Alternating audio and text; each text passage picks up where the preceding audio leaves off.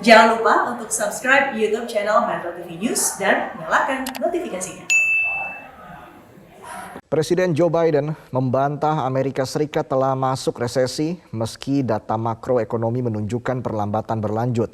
Pemerintahan Biden menilai perlambatan terjadi secara alami setelah penguatan luar biasa sejak pembukaan kembali ekonomi pada 2021. Analis pun beragam pendapat soal kondisi ekonomi AS. Selengkapnya dilaporkan tim VOA dari Washington DC. Ketenaga kerjaan yang sehat ditandai angka pengangguran terendah dalam sekitar setengah abad pada 3,6% menjadi alasan banyak pembuat kebijakan menolak kekhawatiran bahwa Amerika Serikat telah masuk resesi. Ini pula yang diungkapkan Kepala Bank Sentral AS atau Federal Reserve. Setelah The Fed kembali menaikkan suku bunga acuan sebesar 75 basis poin ke kisaran baru 2,4 hingga 2,5%. I do not think the U.S. is currently in a recession. And the reason is there are just too many areas of the economy that are performing,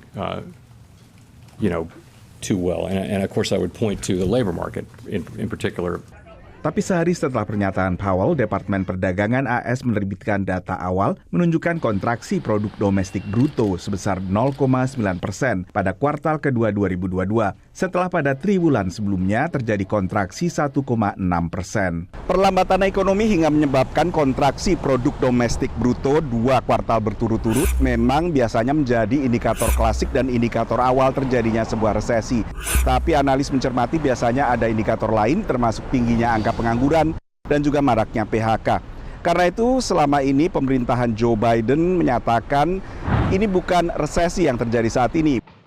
Ini juga yang ditegaskan Presiden Joe Biden saat pertemuan dengan para eksekutif di Gedung Putih. There's going to be a lot of chatter today on Wall Street and among pundits about whether we are in a recession. But if you look at our job market, consumer spending, business investment, we see signs of economic progress in the second quarter as well.